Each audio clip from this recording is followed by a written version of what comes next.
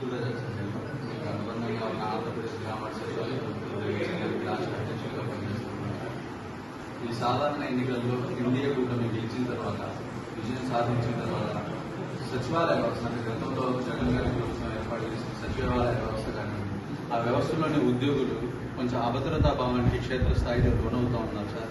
వాళ్ళకి భయాందోళనలకు గురవుతూ ఉన్నారు.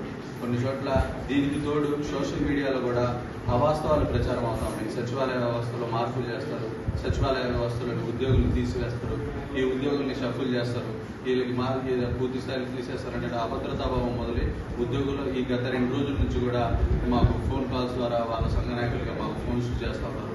దీని మీద ఐక్యవేదిక చైర్మన్ గా మీరు మీ అభిప్రాయాన్ని మా సచివాలయ ఉద్యోగుల లోకానికి అందించవచ్చుగా నేను విజ్ఞప్తి చేస్తూ ఉన్నాను. నమస్కారం. మొట్టమొదటిగా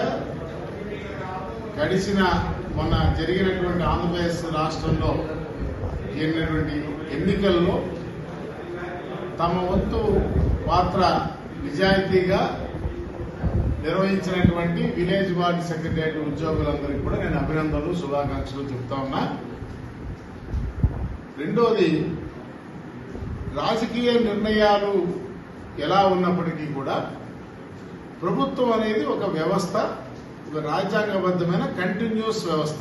it's a continuous legal constitutional legal entity. So అలాంటి ప్రభుత్వము ఒక వ్యవస్థని విలేజ్ వార్డ్ సెక్రటరీ వ్యవస్థ పేరు మీద తీసుకొచ్చి సిటిజన్ సర్వీసెస్ బెటర్ గా జరగాలనేటువంటి ఉద్దేశంతో తీసుకొచ్చి ఏర్పాటు చేయబడిన వ్యవస్థ. అయితే ఈ వ్యవస్థ ఏర్పాటులోనే కొంత లోపభూయిష్టంగా, కొంత ఇబ్బందికరంగా ఉన్నది. ఉద్దేశం మంచిదైనప్పటికీ మన దేశంలో ఉన్నటువంటి రాజ్యాంగము, ఆంధ్రప్రదేశ్ రాష్ట్రానికి అప్లికబుల్ అయ్యేటువంటి ప్రధానంగా రాష్ట్రపతి ఉత్తర్వులు, వీటికి లోబడి ఆ ఫ్రేమ్ లో ఆ వ్యవస్థని ఏర్పరచవలసి ఉన్నది. అది దురదృష్టవశాత్తు గత ప్రభుత్వంలో ఈ వ్యవస్థను ఏర్పరిచేటప్పుడు వాటిని కొంత సరిగా పరిగణలోకి తీసుకోకుండా చేశారన్నది యథార్థం. అయితే మిమ్మల్ని నియామకం చేసినది మాత్రం, ఎంపిక చేసిన నియామకం చేసినది మాత్రం ఖచ్చితంగా రాజ్యాంగబద్ధంగానే ఒక పోటీ పరీక్ష ద్వారా మిమ్మల్ని నియామకం రిక్రూట్మెంట్ చేశారు. కాబట్టి ఈ వ్యవస్థ పేరు మీద ఉద్యోగులకి సెలెక్ట్ అయినటువంటి నియామకం పొందిన వాళ్ళందరూ కూడా మీరు మిగతా ప్రభుత్వ ఉద్యోగులు వేరు, మీరు వేరు అనేటువంటి భావన మొట్టమొదటిగా వదులుకోమని నేను మీ అందరికీ ఐక్యవేదిక చైర్మన్ గా చెప్తా ఉన్నాను. మీరు నేను సమానమే. All government employees are one and equal. ఇందులో ఎటువంటి భేదాభిప్రాయము, భిన్నాభిప్రాయముకి అవకాశం లేదు. అలా మీరు వేరుగా, మేము వేరుగా, మీరు దిగువ శ్రేణి పౌరులుగా, మేము ప్రథమ శ్రేణి పౌరులుగా, మిగతా శాఖలో పనిచేసే వాళ్ళు ప్రథమ శ్రేణి పౌరులుగా వ్యత్యాసం చూపించేటువంటి అవకాశం మన ఈ దేశంలో, ఈ రాష్ట్రంలో రాజ్యాంగబద్ధంగా ఎక్కడా లేదు. సో కాబట్టి మీరు మొట్టమొదట ఆ అనుమానాన్ని పక్కన పెట్టండి. 2, మీ ఉద్యోగానికి వచ్చినటువంటి ఎటువంటి ముప్పు గాని, అభద్రత గాని లేదనేటువంటి విషయాన్ని నేను ఘంటాబద్ధంగా చెప్పగలను. ఎందువల్లంటే మీరు ఒక రిక్రూట్మెంట్ నోటిఫికేషన్ దానికి తగ్గట్టుగా పరీక్ష ద్వారా ఎంపికై వచ్చారు. And your all regularised government employees. ఇక సమస్య ఎక్కడ వస్తుందంటే, మీకు కూడా తెలుసు, మీరు ఆల్రెడీ అనుభవిస్తా ఉన్నారు. మీరు ఒకే అడ్మినిస్ట్రేటివ్ కంట్రోల్లో లేకుండా మల్టిపుల్ అడ్మినిస్ట్రేటివ్ కంట్రోల్, అంటే ఒక ఉద్యోగికి అనేకమైనటువంటి అడ్మినిస్ట్రేటివ్ అథారిటీస్ తయారైతా ఉన్నాయి. అంటే ఎవరి ఆదేశాలు పాటించాలో అర్థం కాని అయోమయం మీ క్షేత్రస్థాయిలో ఉన్నది. ఒక పక్క పంచాయతీరాజు, మరో పక్క కలెక్టర్ గారి దగ్గర ఉన్న ఒక జాయింట్ కలెక్టర్ గారు, మరో పక్క మీ విలేజ్ వార్డ్ సెక్రటరీ డైరెక్టర్ గారు. ఇది ఒక ప్రత్యేకమైన డిపార్ట్మెంటా, లేదా ఆ విలేజ్ వార్డ్ సెక్రటరీ 11 డిఫరెంట్ శాఖల ఫంక్షనరీస్ లో మీరు ఏ మాతృశాఖ ఫంక్షనరీయో ఆ మాతృశాఖ అడ్మినిస్ట్రేటివ్ అథారిటీ కూడా మేము నియంత్రణ చేస్తాం.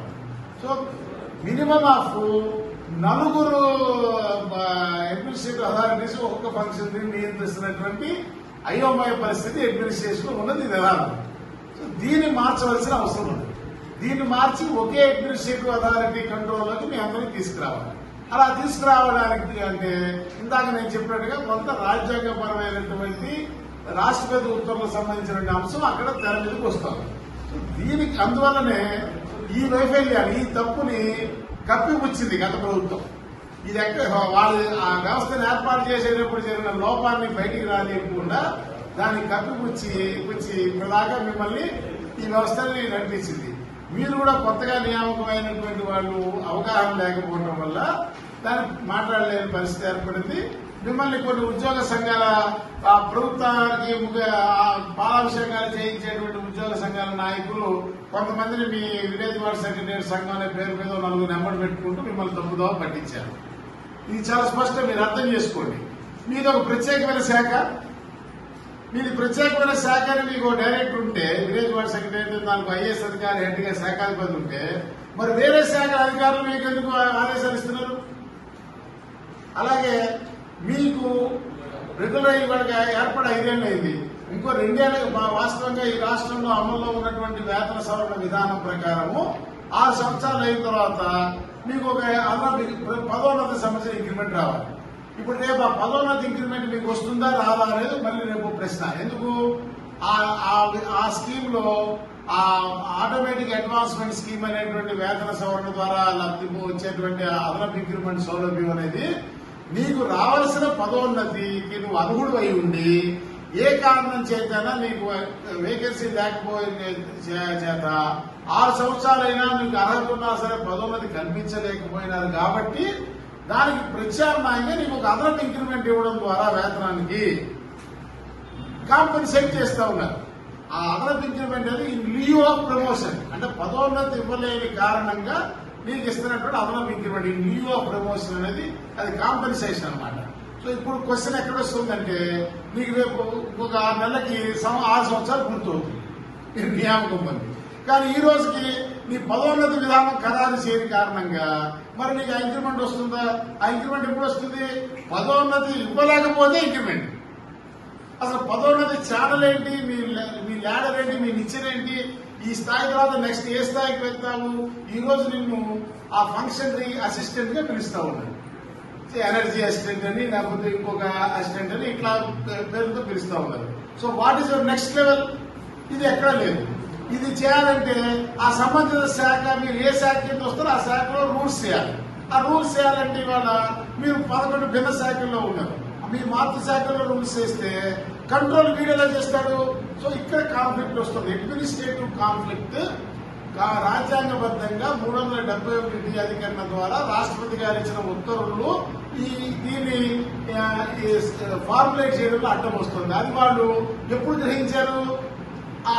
మీ పదోన్నతుల వ్యవహారం ఎలా నిర్ధారించాలనే ప్రశ్న దగ్గర గ్రహించారు. అప్పటిదాకా వాళ్ళు చేసిన తప్పిదాన్ని గ్రహించలేకపోయినారు. ఎప్పుడైతే గ్రహించారో మీరు త్వరలోనే మీ పదోన్నతి స్పష్టత ఇస్తామని చెప్పి మౌనం దాల్చారు. ఎందుకు మౌనం దాల్చారు?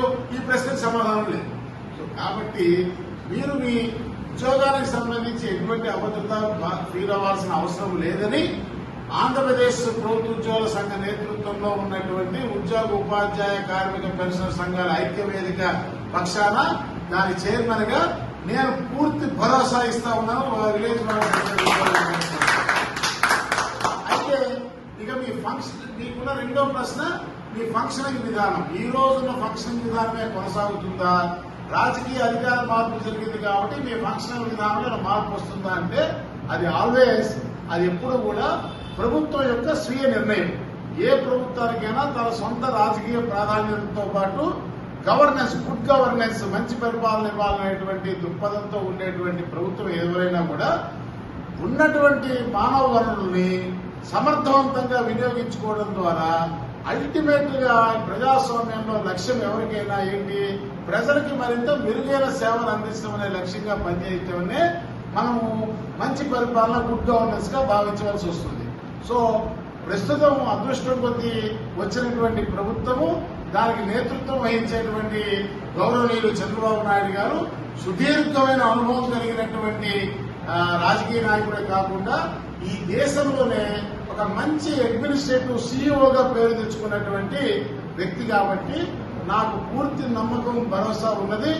మీ 1,00,000 మంది మానవ వనరుల్ని ఎవరినైతే యంగ్ జనరేషన్ యువ రక్తాన్ని ఉందో దీన్ని గతం కంటే కూడా మరింత సమర్థవంతంగా మరింత మెరుగ్గా మీ శక్తిని వినియోగించుకుంటుంది ఈ ప్రభుత్వం నేను అభిప్రాయపడుతూ ఆ క్రమంలో మీకు ఏదైతే అనాన్సర్డ్ గా జవాబు లేని ప్రశ్నలుగా ఈ రోజు మీ ముందున్నటువంటి మీ పదోన్నతుల వ్యవహారం కానీ మీ అడ్మినిస్ట్రేటివ్ నియంత్రణ అనే అంశం కానీ వీటి మీద మరింత స్పష్టతనిచ్చేలాగా మీకు మరింత మెరుగైన అవకాశాలు కల్పించే రీతిలో ప్రభుత్వం యొక్క ఆలోచన రూపకల్పన జరిగేలాగా మేము ఆంధ్రప్రదేశ్ ప్రభుత్వ ఉద్యోగ సంఘం పక్షాన ఐక్యవేదిక పక్షాన తప్పనిసరిగా మరి ప్రభుత్వంతో దృష్టి తీసుకెళ్లి మీకు సౌఖ్యంగా ఉండేలాగా చేసేదానికి ముందుంటామని మనం చేస్తా ఉన్నా.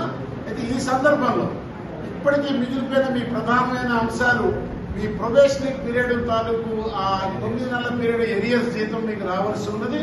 అదే రకంగా ఆ ప్రొబేషనరీ పీరియడ్ ని మీకు ఇంక్రిమెంటల్ సర్వీస్ కి రికాల్ చేయాల్సినటువంటి అవసరం ఉన్నది.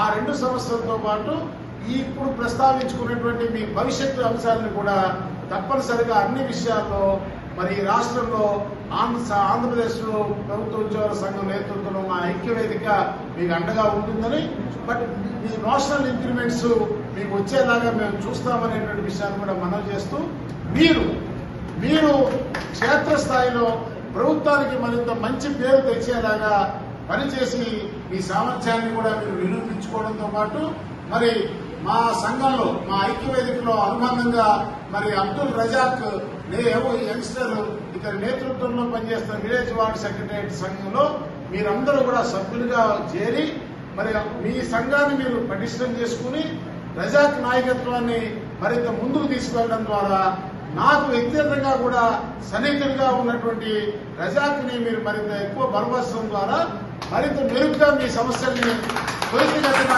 పరిష్కారం చేసుకునేదానికి అవకాశం ఉంటుందనేటువంటి విషయాన్ని అందజేస్తూ తప్పనిసరిగా ఐక్యవేదిక డెలిగేషన్ కొత్త ముఖ్యమంత్రి గారిని కలిసేటప్పుడు మా డెలిగేషన్ లో నాతో వచ్చేటువంటి డెలిగేషన్ లో విలేజ్ వార్డ్ సెక్రటరీ సంఘ నాయకుడిగా మీ ప్రతినిధిగా అబ్దుల్ రజాక్ కూడా మా డెలిగేషన్ నాలుగుగా తీసుకెళ్లి తొలి సమావేశమైన ముఖ్యమంత్రి గారి దృష్టికి మీకు సంబంధించినటువంటి మీ వ్యవస్థకు సంబంధించిన అంశాలు తీసుకెళ్తామని మీ అందరికీ నేను మనవి చేస్తా ఉన్నా.